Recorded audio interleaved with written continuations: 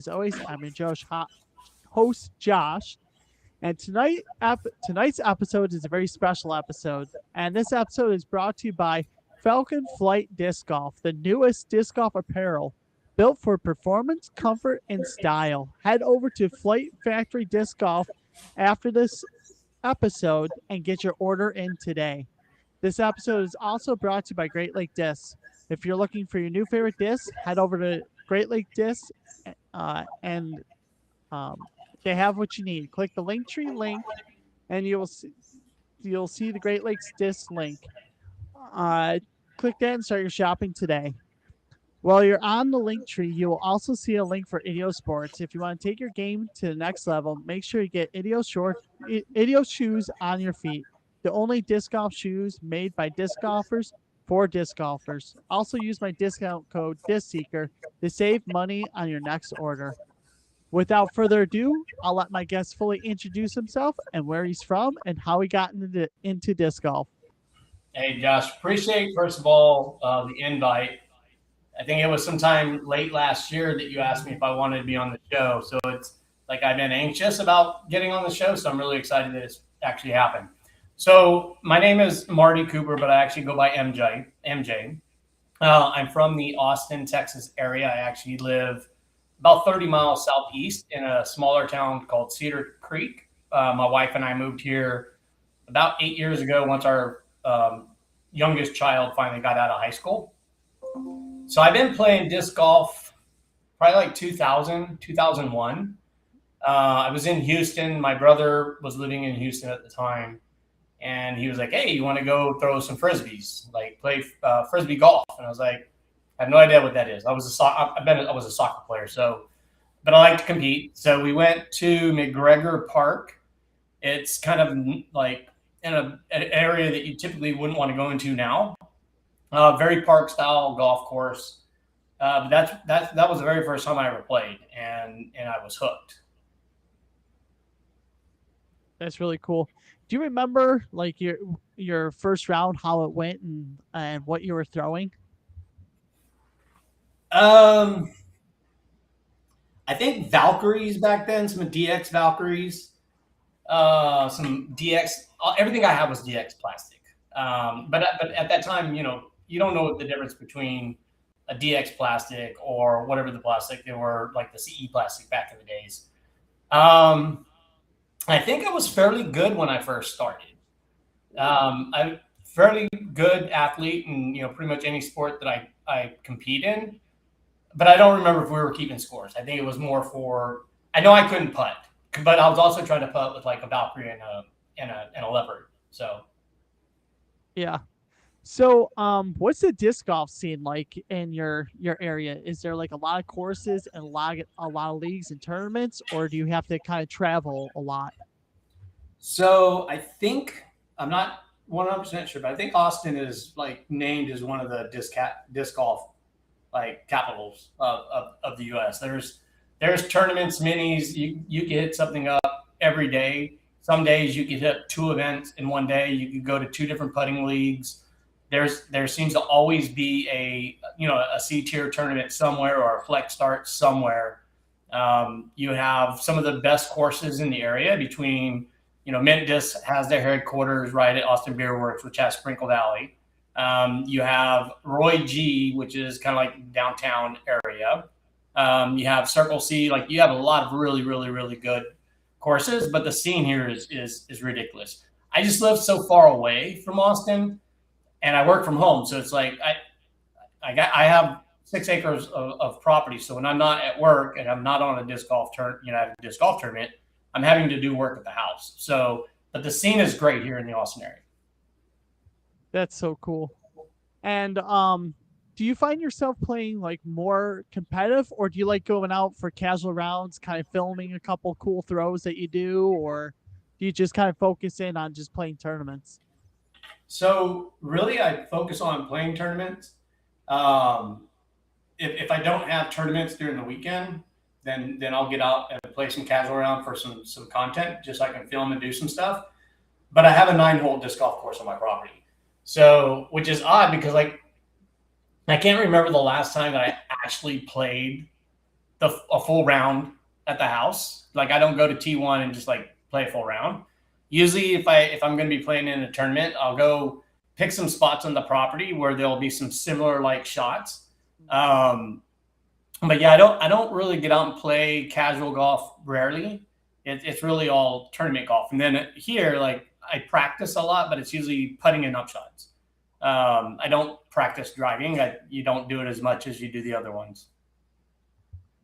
So what was it like designing your own little course on your property? Like, did you kind of stand there, kind of range find where you wanted things, or you just kind of like test throw? Oh, I like this shot. We'll put a basket here. So it's funny is when we lived on the west side of Austin, up by the Lake Travis area, and we lived there for about 11 years. And I have 3 kids, and they all went to the same high school. We waited till our daughter graduated. But when she graduated, we started looking for properties. Every single property that we were looking at, Tina would be in the house, like looking at the house and, the layout. I would be walking the entire property, trying to envision a disc golf course on the property. And so I actually started when I saw this property, I walked to like the front part of my property, and there was like this fence line that runs down about like 850 feet, almost 1,000 feet. And I was just walking it, and I could see right through there. I was like, oh, this would make a great disc golf hole. And I kind of started walking around. I saw the pond. And so this property, the layout, it was pretty easy to design. I didn't have to buy a tractor, but I bought a tractor because there was a bunch of stuff that had to get done on the property. So I would just like made all my lanes. Like, most of the trees, I didn't take down any big trees. They're all the smaller, I call them like the junk trees. They're just small and in the way, and they don't really do anything. They choke out the bigger trees. So I would just take out all those. But yeah, I think designing the course was relatively easy. That's really cool. So do you have any shots that go over the pond, or is it all just tight tunnel shots through trees? I do. So it's only a 9-hole course, right? Or 9. Let me say this. There's 9 baskets, but there's 18 tee boxes. And all I would do is I would just change, like almost like you had a long and a short tee box, and shifting it over by, bring it back 60 feet or 50 feet and shifting it to the left 30 feet gave you a completely different shot. Or just swapping it from like one of the holes, it's the same shot, right or left, but if you take it to the right side of the tree, it's more of a hyzer shot. The left side, it's more of a, an hyzer flex shot in there. But no, it's a fun course to play. The pond, I have 4 shots that go over it. So I have one that it shoots, you gotta, kind of analyze all the way through, and it goes about 280, and you're covering pond for about 200 of the throw. There's another one coming back over, kind of the same thing, but you're coming out of the woods. It's low ceiling. There's, on these farm ponds, you usually got the banks that go up on the backside to retain all the water in. So you're way on the back side of it. So you're coming out. So you have to get like the nose angle right. I have a lot of discs in my pond from people that have came here because it's on new discs. So people do stop by, or I'll get a text, hey, can we play your course? And I was like, I'm going to be away this weekend. Like I'll be at a tournament. But there's 4 shots that go over the pond, and they're all like, 280 carry from one side to the next. That is so cool. I'd be there like every day. Like if I own that property, I'd be out there every day just playing and filming. And oh my gosh, it sounds like a blast. You say that though, but it's like, it's boring. Like, because it's so convenient. Like I have a golf cart, right? So like when I first moved in, I had the course built. I work from home. So like sometimes I like have a 10-minute, 15-minute break, and I'm just go jump on the golf cart and I play like 5 holes. Because you could just zip down to the next one, pick up your disc, throw, and zip. But I play it so much in the first year of living here, I just got tired of playing it. Yeah, that makes sense. Yeah, but I mean, it's a good practice though. That probably helped you out and improve your game a lot since you put in that course. It has not so much like playing holes, but it gives me the opportunity to kind of create shots that I'll have to throw in a tournament coming up. Because I do have a lot of trees here, and I do have some open areas, but it's mostly just shaping shots that I'll have to prepare for my next tournament. So what type of courses do you like playing tournaments at? Do you like wide open bomber courses or do you like tight wooded courses? So I'm 55, so I don't like anything that requires me to do bombing.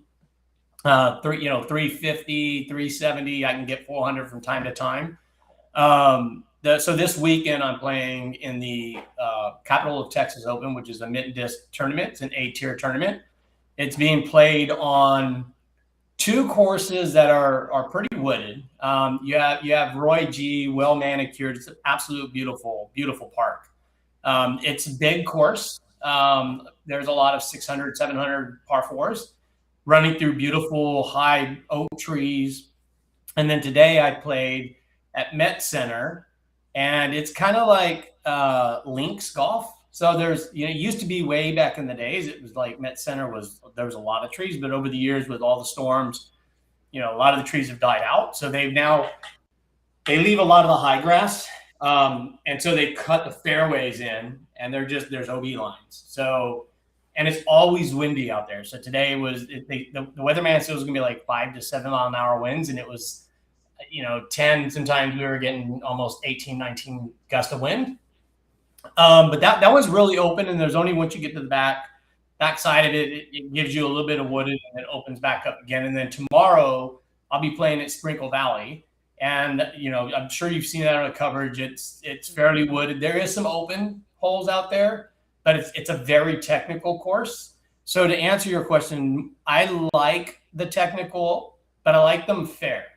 I've played some courses that are in the woods, and it's like, there's really not any true shots. It's like you have an 8-foot gap to get to the next 6-foot gap to get to the next 20-foot gap. I don't like those courses, but I don't like open courses. I don't like just big. There's nothing in your way, and you just throw it. And if it's a bad throw, you can just scramble and still get your par, get your birdie. So I prefer the woody courses.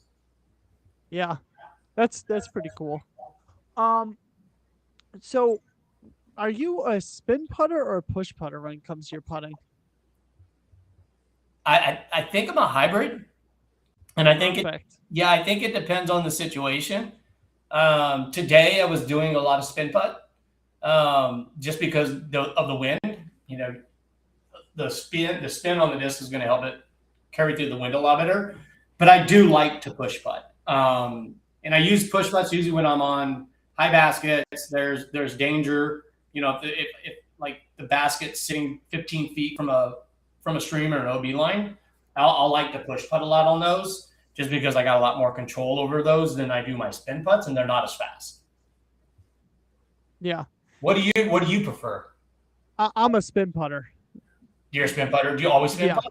Always spin putt. And then like if it's a high risk situation, I do like a half power spin putt, just kind of like if I miss, it'll just sit underneath the basket. I'm not a big risk taker when it comes to putting. So when you spin putt, do you like pulling it straight into the middle of your body and releasing it, or are you kind of a side spin putt where you come out from the side? I have it come down just above my belly button and then just launch it. Yeah, so I kind of come right to my side a little, and then depending on if I'm going to spin or if I'm going to push, depends on where I shift my disc at. Yeah, the only time I shift like off to my side is like when I'm at circle 2 trying to do a step putt. Yeah, I have not figured out the step putt. Neither have I. I say I attempt the spin putt and it just looks absolutely horrible. So I practice it because I see people doing it in tournaments, right? So I've practiced it like 1,000 times. I just can't get the timing down, and I don't know if it's because of the way that I release. Like it just doesn't allow me to step right, and then when I do, there's just too much power on it. I can't control the speed of my putt. Yeah, for me, I look like I'm trying to slam dunk towards the basket, so I don't even like. So I like half attempt it, so it's like I can't jump because that's my natural instinct is to jump, and Who's can't. Who's so it's like putter is it Broderick? He's one of the he's on the PDG tour. He step putts all the time, and it's like he steps out and he's so far out before he hits ground, then he's always doing the splits by the time he releases it. Yeah. it's legal to go past your live as long as your front foot doesn't touch the ground and your That's rear right. foot's still in contact. Yeah, that's correct. Yeah, that's Yeah. correct. But for me, I'm up in the air jumping like I'm like Michael Jordan or something. So it's like I don't even really bother. That's funny. That's Yeah. funny. Are you backhand dominant or are you able to launch some forehands too? So I've been backhand dominant. Um, I've just recently have gotten really good at my forehand. So funny thing with my disc golf story. So, I started playing, like I said, early 2000. I didn't play my first disc golf tournament until 2004. Mhm. And I played all the way until 2007. So three-year run at playing disc golf. Because of my military service, I retired from the military, but I had countless of surgeries. I had surgeries on both shoulders, both knees, wrists. Like I've had a lot of surgeries, and I just couldn't play sports anymore. I didn't pick the game back up until 2017. So my brother had moved to Austin, and he was like, "Hey, do you want to go to Zilker and play some disc golf?" And this was 2017. And I was like, "I ain't throwing a piece of plastic forever." And so I was like, "Yeah, I'll go with you." By that time, I'd stopped competing in soccer and stuff like that. Went to Zilker Park and picked up some frisbees and threw them around. I was like, "Oh, it felt good." And then I got a little bit of that competing, and I was like, "Oh, I've missed this." And so I was like, "Man, I'm gonna start playing again." So I went and bought me some more discs, and it just so happened to be that was the same year that Mint Disc released their very first piece of plastic, which was the Alpha, Ooh. which was in 2017. Yeah. And that was also the very first tournament that I played in is the tournament that I'm playing in today, the Capital of Texas Open. That is so cool. Yeah, so it's like, it's weird, but anyway, so I've had to relearn disc golf as a whole. Like the plastic that I was using back in the days, again, like I said, it was all DX plastic. So it's like the plastic that I was throwing in 2017, I was like, "Oh my gosh, this stuff is amazing." I have bad form and it's going far compared to the other stuff. Because the other stuff, like you throw it, it would just dump. Yeah. But anyway, so I've started just back in 2017. Cool. So what drew you towards like Mint? Like why did you decide, hey, I want to like be with this, like I want to go and pursue this company and pick up a sponsorship with them? So 2000, I think it's 2006. It might have been 2006. My brother and I, we went to Bowling Green, Kentucky, and competed in the Amateurs Disc Golf Championship. One of the owners, Guy, who I've known, he's one of the owners of Mint. I've known him for 25 plus years. He ended up meeting us there. And so we all stayed in a hotel together. He's the guy that introduced me to White Castle.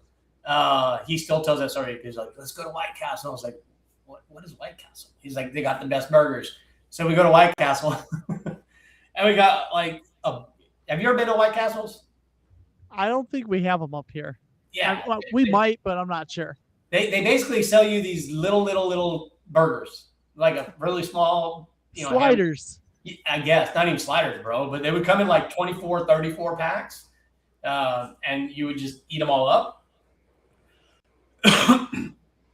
But so I met Guy years and years and years ago. And so I didn't play disc golf for 10 years, right? I took from 2007. I didn't start playing again in 2017. I retired from the military in 2011. Lived up here in the Austin area. And when my brother said, "Hey, let's go play some disc golf," that's when I found out Guy was in Austin. And then I found out they were opening up Mint, because Mint opened up in 2015. So it only made sense. Like they're local. So I'm going to support local business. Mint's local. I didn't have any discs, really, So I was like, okay, well, let's see what Mint has. So I was throwing some in of them. And then as Mint started releasing like the Alpha, the free tells, they started coming out. So I just gravitated towards their plastic. But the people are great. Guy, Zach, the people at Mint, They really do a good job with the community. I mean, they are different when it comes to, like a big disc golf company. I mean, they're really about community. The impact they've had in the Austin area is it's amazing. Like, they've done a really good job in the Austin area. And that's what drew me to Mint Discs. Getting the sponsorship was just, you have to compete to make the team. So they don't just give you a sponsorship because they like you. You actually have to earn your spot. Yeah. So if you're on the Mint team, they would have tryouts every year. They haven't had one. And they take the winners of the divisions. And that's who's on their team. That's really cool. Yeah. But that's why I'm on the Mint team. Heck yeah. That's awesome. So what's in your bag? Like, are you able to be mixed, or you have to be 100% mint? So I can have 50% split. I have like probably 75% of what's in my bag is mint. They don't have every single disc, obviously, and that's fine. That's why they allow us to have those different slots. So I have Halo Wraith, I have Halo Turns, and I think that's it. Yeah, Halo Wraiths and Halo Turns, and I keep 3 turns and 2 Wraiths, and that's it. Everything else is the Longhorn, Alpha, all the mint lineup. But my favorite disc is their Diamondback, 100%. Their Apex first run Diamondback, it's hands down my favorite disc. That's really cool. So for those who don't really know Mint discs, what's so unique about their plastic, and what's so unique about their discs that make them stand out? So it's their serial number system. Have you seen any Mint disc? No. I don't have any disc in my office. But from day one, when they released the Alpha in the Eternal Plastic, they specifically, or was it Eternal or Apex? I don't remember exactly which one it was. They labeled their discs. All their discs have serial numbers. So when people are like, hey, does anybody have a 6th run, or actually right now, like the 3rd run Alpha in the Apex plastic or the Sublime plastic, whatever plastic they ran in that particular run, their molds, and this over time, the plastic they use, it gets manufactured a little bit different, the type of plastic, like the temperatures it was up. So every run's going to be a little bit different. And so the way their serial number goes, they do the plastic type with the name of the disc. Then they put the run number in the year that disc was manufactured. So when you find that money disc, you're like, oh, this disc is great. You just got to look for that particular plastic brand, plastic mold, year it was made, and the model, and then you can find it. So I think how they done their serial number system, it's brilliant. Like it really does allow people to go and find the disc that works for them and go back and find it again, if you can find it. Because some discs, like a 3rd run Alpha, is hard to find. That's really cool. I like that you're able to do that, because even for Trilogy, like, there's certain felons that I find money, and other ones are just, ugh. And it's so hard to find the exact run that I like. It's like, oh. Yeah. And I know there's other disc manufacturers that have kind of similarity with, like, Paul Macbeth 4-time, if it's a 4-time, I think Calvin, his stuff is pretty consistent with his destroyers. When they come out, the Calvin Heiberg destroyers, I think they're pretty consistent, because everybody's like, oh, I want the 5th run, because that's the one that really flies really good. So Mint's kind of followed that, but they really granule it down to the plastic, to the type, year, everything. That's really cool. I like that companies do that, because it definitely helps out the players, the ones that are buying the plastic. Yeah. So I kind of went off track when you were asking me about dominant backhand, forehand. And then that's kind of what led to my surgeries. So I'm predominantly backhand, and I just recently, within the past, I would say 6 months, have really gotten good at the forehand. It's a shoulder thing for me, because this shoulder was rotator cuff and labrum. So I had a really hard time getting that arm slot there. I found it now. So the release point. So I can now, I can get one out 340. I'm learning to shape it now. And it's really helped my golf game that I don't have to just rely on a backhand. Now I can shape it, with forehand. Yeah, I'm complete opposite. My backhand's completely useless and helpless right now. But like when it comes to forehand, I don't even have to think about it. It's so easy. Yeah, if I was trying to learn how to throw a forehand off of your style, the way you throw, I would probably throw my arm off. Yeah, everyone sees on how I throw and they're like, how the heck is that even working? It's just something that I kind of like developed on my own. Like I just kind of watched someone swing a baseball bat. I was like, why don't I just throw the same way? And that's Did you play baseball? Nope, never played baseball. What sport did you play? I ran track and then I played football for years. What position in football? When I played organized for like 4 years, I was a running back. I was absolutely terrible at organized football. But growing up, we always played football out in the street. And I was always the fastest kid on the street. So they always made me play quarterback. That way no one had to cover me. So yeah, that makes sense. So I just stood back and threw like all summer long. So yeah, I tried football. I was a soccer player. I'm only 5'7", so I was always the fastest person. And I tried football, but I was just too small. For Texas football, I was just too small. Oh, yeah, Texas football. Yeah. What's that? I said, oh, yeah, Texas football is crazy. Yeah, it's a thing here. It's like the NFL almost. Yeah. Yeah, they tried making me a running back because, like, I was a track star since, like, 7th grade. I was running varsity track and constantly making, like, the championships every single year. So they're like, oh, you're fast. You should play running back. And never worked. So what drew you to disc golf then?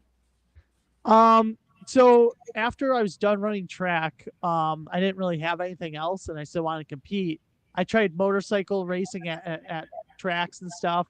That ended up getting too expensive. So I was like, all right, so what else is there? And then one of my buddies at work took me out to disc golf after work the one day. I was like, hey, this is kind of cool, even though I sucked at it first. So that's kind of what drew me in is that I absolutely suck at it. So I've been sucked into it since. It's crazy the how disc golf draws people into the community, because you got people that come from like all kind of professional sports, people that play collegiate, and they just find their way into disc golf oddly enough, and they get drawn to it, and they stay in it.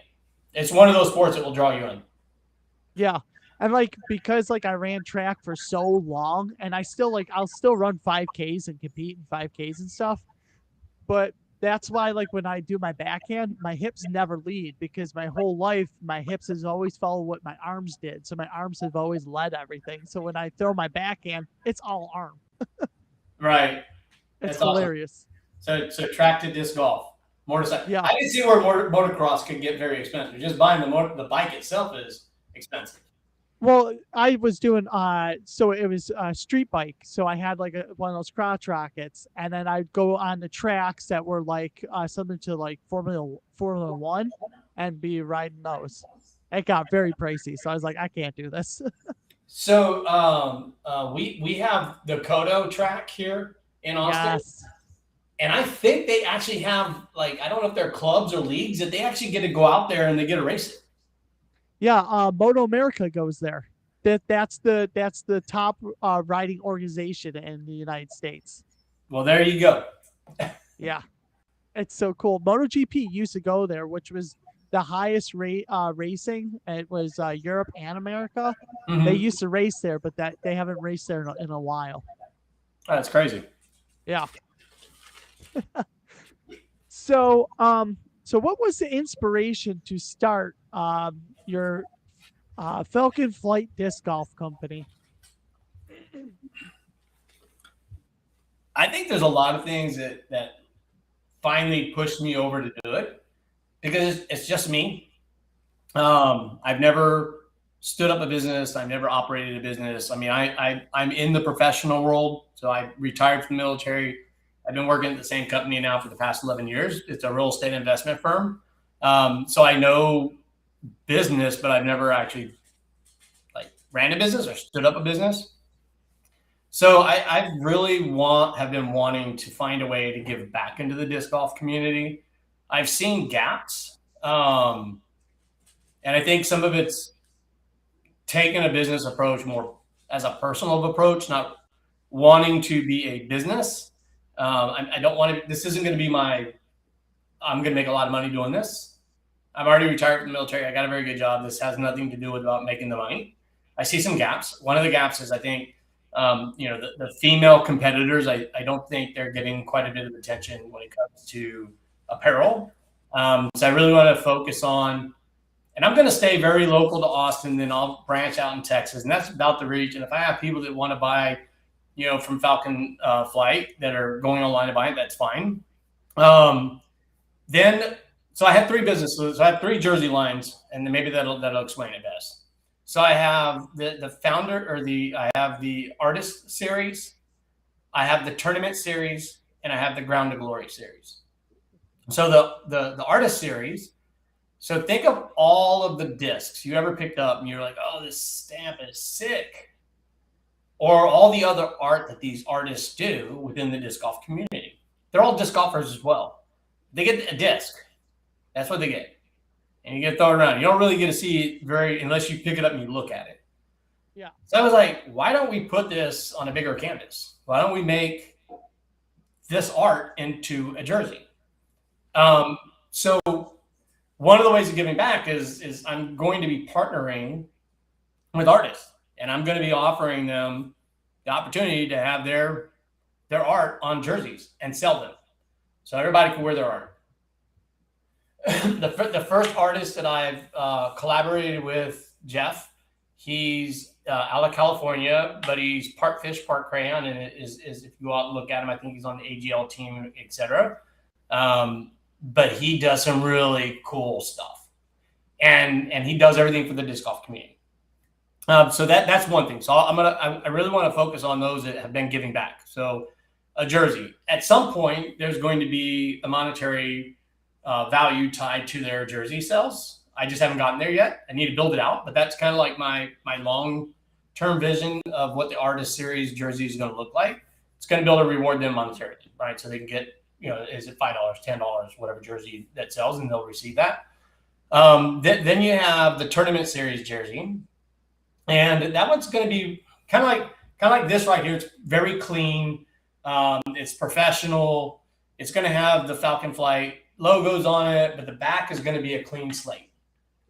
Because most people who play in tournaments, like yourself, right? Like you would want to have your trilogy stuff on the back. Yeah. Or Westside, or, it could be a disc golf club or whatever you want on the back of your jersey. So you can have a really nice jersey and you can have your branding on the back. And so the first jersey drop of the tournament series is the final round. The next, obviously, the one I'll do is a moving day, and the jersey will be different, but it'd be clean. And then the Ground to Glory, that's kind of the catch-all.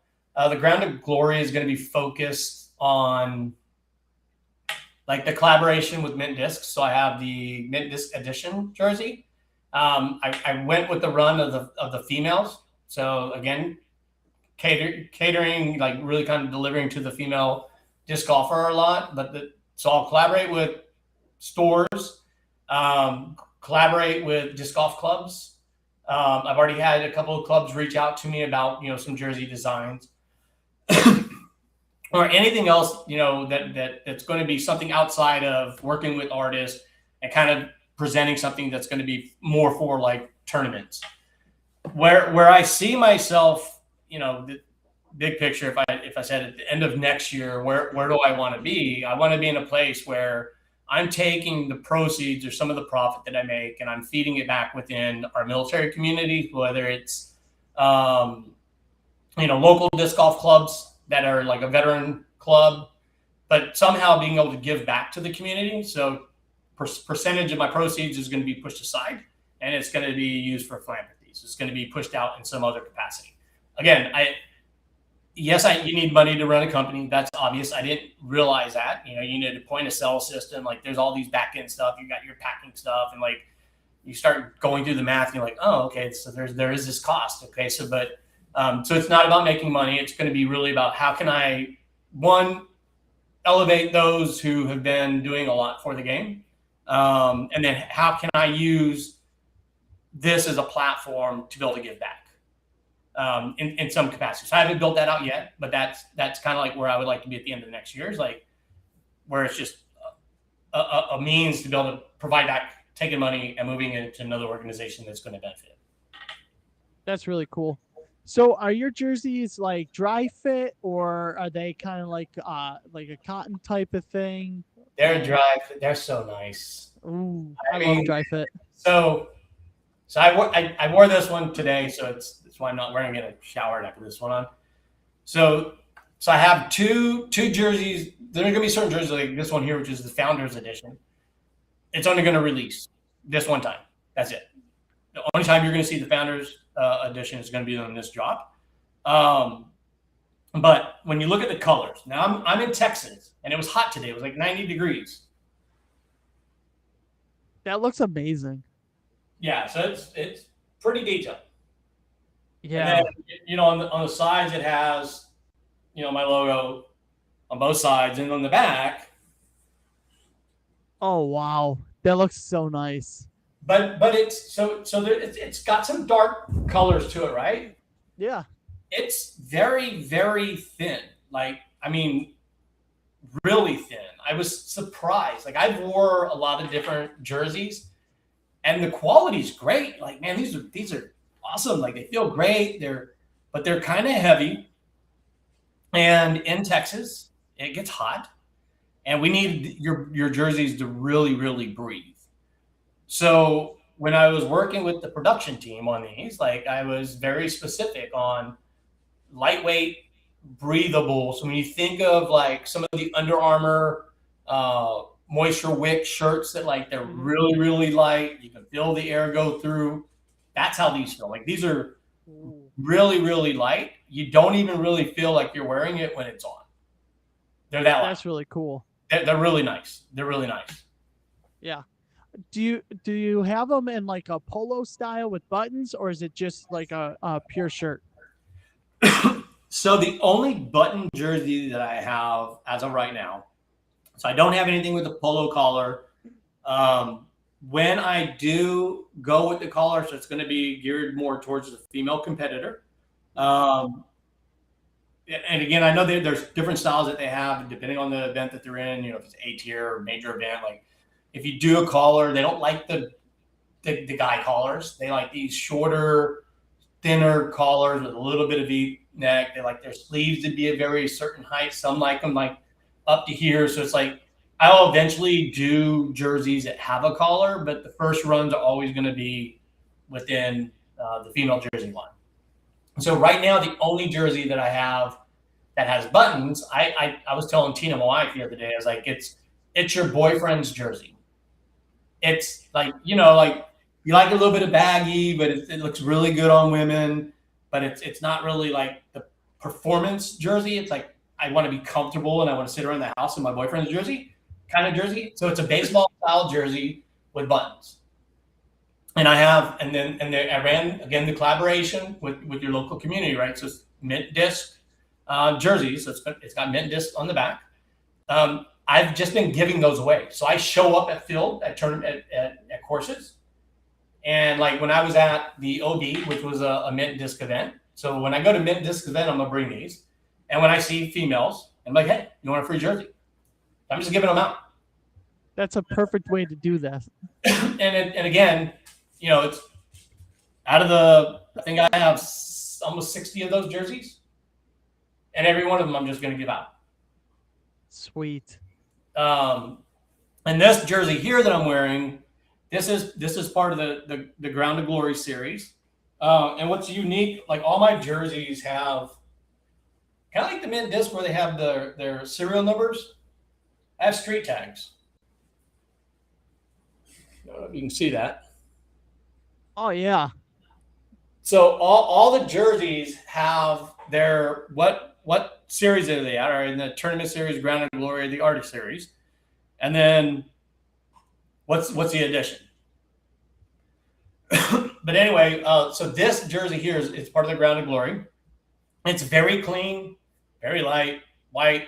On the back, it just has the Falcon Flight. This one jersey is going to be on sale. So when I launch tonight, it's going to be on sale. I think I have it out till like June 7th.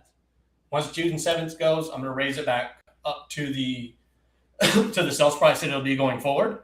And again, I'm limited on these, but this style, because it's going to be very popular, I will mix it up. But this jersey will at some point resurface. But the Founders Edition, it ain't. This is one time. I think I had like 50 of these. Once they're gone, they're gone. That's so cool. So let's talk about the launch. What are we launching? So we are launching. I was supposed to launch. I'm telling you, God is amazing. The way you just put everything in his hands, and he just makes blessings happen. When I initially planned this a while back, I wasn't even thinking of, hey, I'm going to be on with Josh on the podcast on May 30th. That wasn't even registering with me. I was like, what do I need to do to get this up and running? Like, where's my, I had a procurement supply. I had to build all that out. Like, okay, now that I got procurement supply built out, God, what's next? Like, I don't know what's next, right? So just piece by piece by piece. And so I was initially supposed to launch on the 31st, which is tomorrow at 9 a.m. And it's been wearing on me like that doesn't make sense. 9 a.m. You're in a tournament, and so I'll be on the lead card tomorrow. I don't want to have to deal with having my computer out going, bro, it's 9 o'clock. It's like go time, boom, I gotta go. Right? I want to make sure that transition goes, because if there's any issues with me launching, like, so a couple of nights ago in conversation, in prayer, it's like, is this the right thing? Just let me know. And the other day I was like, because I just made a video. It was like 3 days until we launch. I'm like, yeah, let's go. And something was worrying me that doesn't seem right. So I decided let's launch tomorrow night. What a better way to do it than to be with Josh on Disc.seeker's podcast, who's doing something amazing. Like what you do, you're giving people the opportunity that don't ever get this stage. Don't ever get, like, I'm a nobody in the sense of disc golf. I'm a 55-year-old, 948 rated MP50 guy. Like, I nobody. I'm not the person going to these disc golf pro tours and winning, and they get all the showcase, right? So what you're doing is fantastic. Like, you're getting the opportunity one, you get to learn a lot about people, right? And so you're a people person. So this is giving you the opportunity to hear people's stories. You're kind of like a newscaster, if you will. You're a reporter. You're an investigative reporter. But you're giving people the opportunity to tell their story. Everybody's story is very unique. And it's like, people are amazing. And people have some amazing stories, and you don't even know about them, but you give them that platform. So we really appreciate it. So anyway, so as I'm thinking through all of what would make more sense, so my son last night, I was like, hey, he was like, Dad, I want to get some stuff. He's like, send me some stuff. I was like, I'm your dad, but so I have 3 kids and I have 6 grandkids, and 2 of my boys in the Army. My daughter, she lives local. My younger son is in Washington, up in Fort Lewis, Washington. He's going to be stationed back here in Texas again in October. But he's like, Dad, send me some stuff. And I was like, you can buy some stuff from me. I'm not running a charity right now. Like, I'm going to launch. Like, I need to make stuff happen. And he's like, all right. And so I gave him a secret code so you can go online and buy it. And so if you do $75 or more, you get free shipping. That's cool, right? If you're military, and I need to update it, but if you're military, police, firemen, all of the things, and you can verify yourself through GovX, you get 10% discount. If I have a high population of veterans that are registering, that are getting the military discount, I'm going to go from 10% to 20%. If I have that's really cool. Yeah, if I have a large population that says, hey, I'm a veteran, or I was a firefighter or a policeman, and they can register and prove that you were that through GovX, and there's a large population, I'm just going to increase it from 10%, 20%. So anyway, so my son said, Dad, I want to get some stuff. I was like, this is a business, Michael. You can pay me.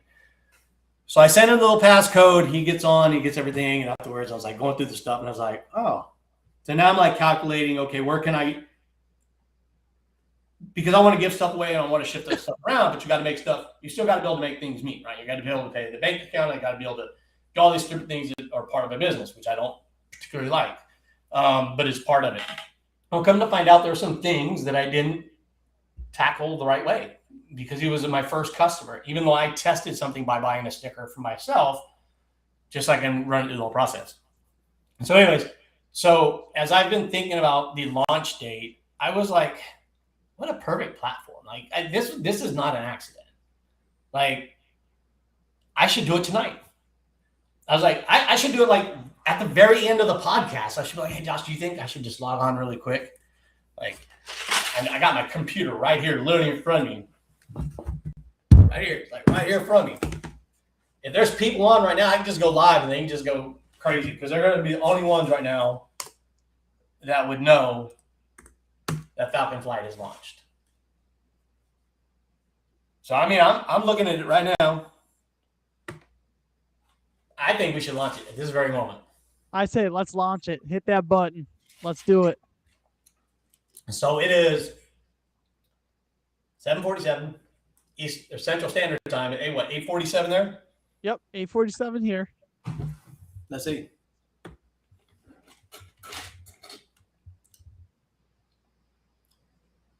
We're live. It was that easy. And just like that, Falcon Flight Disc Golf has officially launched. Yeah, man. That's exciting. Well, I'll find out if what I just did actually worked. So yeah. If somebody, if a few of you out there, they can't comment on this, can they? Yeah, they can, but most people don't.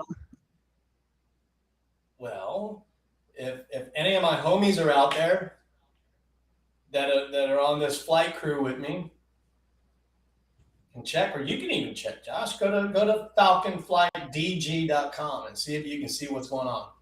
Well, if I leave that. Oh, we can't do that. Yeah. I would check, but because I have the account, it's like automatically. Oh, I can do it on my phone. Let's see what's up. Let's see. So I do have a question for you. What's up? Let's go. Heck yeah. Ta-da. Where? Can you see that? It's a glare. Yeah, you can't see it. It's because I got my daughter put that like makeup light or whatever they call. I don't ever use them. The circle thing. It's like a circle thing, yeah. Got this big bright donut, but we're live. Like we're live in business. So do you have any like superstitions like that you have to do like before you play disc golf, like a round of disc golf or a tournament? I normally just pray on my way to the tournament that like I'm a blessing to everybody that I'm around for the day, and it's not about like me performing, and I need to focus on more so of glorifying the Father more than myself, and just constantly. Even if I'm having a bad round, I just want to be fun to be around. Yeah, I'm with you. The reason I ask you, I actually have like weird things that I do competing wise before I go. I always pray. God's a big part of my life, and you know, it's funny like on the disc golf course, man, that was really great, and I was like, it's not me, bro. Like I'm just a vessel. But so like every tournament that I play, if I wear socks. I don't know why they make socks like this now. They got a left sock and they got a right sock, right? And don't confuse them. But I have this thing, like if I grab my socks and I take them apart, whichever one's in my hand, whether it's left hand or right hand, it doesn't matter. Because you don't know until you look at the toe and you say, oh, I got to put this on my right foot. I'm an adult and I still got to be told. I have to put it on that foot. Like sometimes it'll be like left foot, and I'm like, because I'm thinking to myself, I'm going to put the left foot sock on. I pull it out, and I'm like, oh, it's the right foot. Oh man, I got to put the right sock on. And I have like these memories of like, oh, this last tournament I put the right sock on. This is how my round started. I missed the Mando, or but I like putting my left sock on first. I have success when that happens. Yeah. I mean, there you go. If it works, gotta keep it going. Yeah. As we're wrapping this up, do you have any other questions for me? No, I think we had a pretty good discussion, Josh. Like I'm grateful that you asked for this day for me to come on. Why did you wait so long? The schedule. It is so booked. Like I'm booked all the way out until next year. Really? Yes. I'm so happy for you, man. Yeah, I was like, when I first started this, I didn't expect this to take off at all. I thought, oh, no one's gonna want ever tune in or even be a part of this. And then all of a sudden, like after the first couple episodes, people were like, "Hey, can I come on? Hey, can I come on?" I'm like, "Yes." So I just started scheduling people like crazy. Yeah, this is what you do is amazing, dude. Thank you. Yeah, we appreciate it. Yeah. So my final question for you is, what is your goals, your personal goals for this year, and your business goals for this year? And then and then last part of the question is, how can people find and follow you and your company? Awesome. So my personal goals, disc golf related. We don't want to go to my personal outside of disc golf. I only have two goals. I'm doing what I call my road to 30 this year. So I bought an RV and I'm like, I'm just going to tour. I'm going to play 30 tournaments. Most of them are A tiers. I got a lot, some majors, whatever. So that's one goal, is to hit my road to 30. So I want to capture that. My rating, as small as it is, doesn't really mean a lot, but to me it does. Like I want to get 950 rated. At 948 right now, which isn't great, but like 950, and I want to obtain that and go further than that. Again, nothing spectacular. With the company, by the end of the year, since we're kind of mid-swing into the year, I would like there to be a base. It's that, a community that's giving me feedback. Like, hey, here's what we liked about this jersey line. Here's what I liked about this. Give me feedback. Because I'm going to take all of that feedback. I'm going to help put it in the plan for 2027. But 2027, I'm really going to be like, okay, I want to get to the point where I can take some proceeds and actually do some philanthropy with it and give back to the military community. I think that's the biggest thing about me. I don't want to go through the whole story how Falcon Flight came about. I would just say the Falcon, even though it wasn't an Army bird, it was more Air Force with jets and stuff like this. But it was used in World War II. They trained to go take down pigeons and stuff like this with the Hawks and stuff. But next year, I want to be positioned to where I can give back monetarily, not just trying to make an impact on my bank account, because at the end of the day, it doesn't really matter. And then to follow me, I am on Instagram. That's the main thing I use. I do have Facebook. I don't really use Facebook because Instagram does slide it over there. But it's Marty_Cooper. Again, I go by MJ. That is my preferred name. But Marty is my real name. It's Marty James Cooper. That's why it's MJ. And then you can go check out tonight, a matter of fact, and go get you some stuff. But it's falconflightdg.com. And we are live. Heck yeah. It is live. So everyone, make sure at the end of this episode, whether you're watching it live or post-produced, make sure you get over to the website and get your order in ASAP. Yeah, they can also follow Falcon Flight. That would be great, which is at Falcon Flight DG. Perfect. All right, man. So have a good night, and thank you for coming on. Yes, sir. Thank you very much, y'all.